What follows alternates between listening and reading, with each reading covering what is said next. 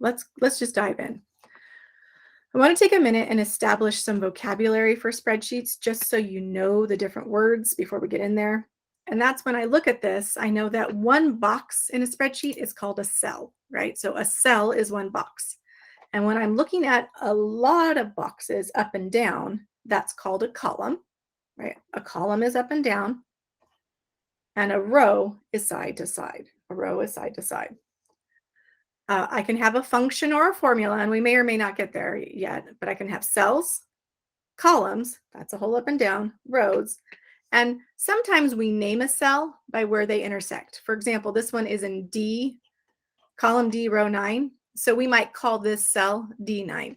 That matters more when you start doing some of those formulas and functions, but we just want to know that's there. There's some tools, and as you look at the tools, it looks a whole lot like Word or any of the other tools. You've got options for font, color, lots of stuff like that. And we can do a lot of things with rows and columns that we're going to start right now. So when I look at this spreadsheet, oh man, I start to get like a little bit nervous. I'm like, oh, it's not lined up. It's kind of messy. Does anyone else feel that way? Right? It's kind of messy. So I see it says name, date, skills, observations, whatever data I've collected. I notice that the spreadsheet is a mess. So what we're going to learn first, and you see across the tab, there's a you try, you try, you try. I've got 5 little challenges, but we're going to go through how to make this data look a little cleaner. And then we'll talk more about numbers and averages and whatnot, but let's just take a look at this because I want to make sure you see the basics here. The first thing I want to do is I want to point out the fact that when I look at my spreadsheet here, I've got a header row, but when I start to scroll, what happens? I can't see it anymore. Have you ever had that happen where you start to scroll and you don't remember what column means what because you lost your header row? So I want to freeze my header row. And if there's anything you learned today about spreadsheets that matters, I'll tell you this is probably going to change your world. I want to freeze my header row.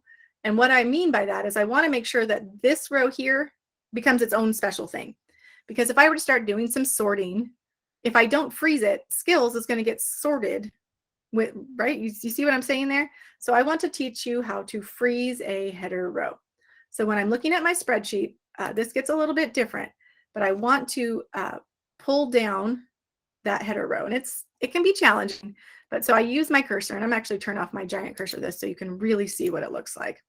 And as I cover my cursor around, I notice for a while my cursor is a pointy arrow, and then sometimes if I'm getting right between the 2 lines, notice that I'm right between the 2 lines, the row and here.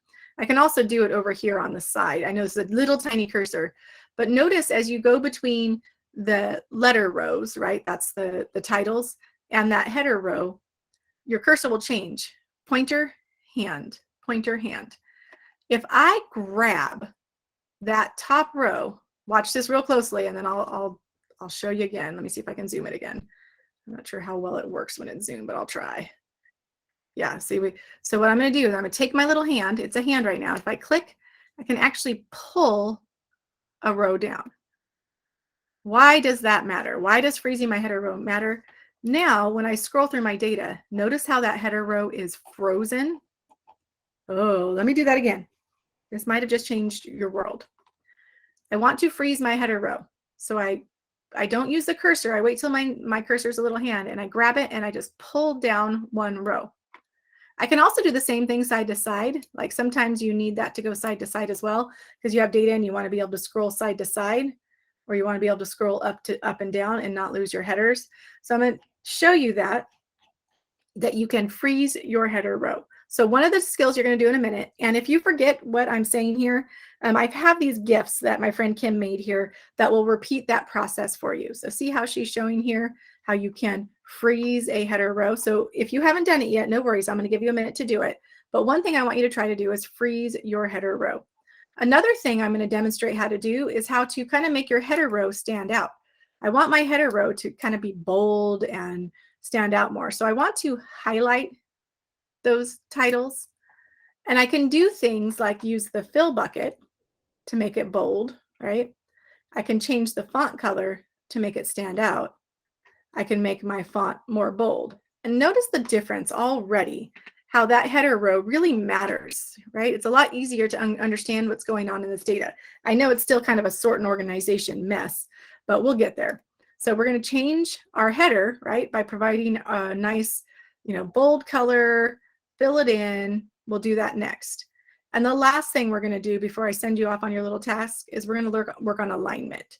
I want to wrap my text. See the difference here about how it wraps the text and makes it look nice?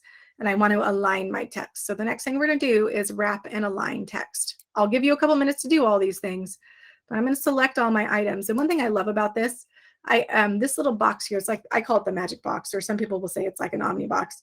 The box that between A and 1, it's like the everything box, because when I click on it, it selects everything. I'm going to click away and I click on this box, right? The box between A and 1, and it selects everything.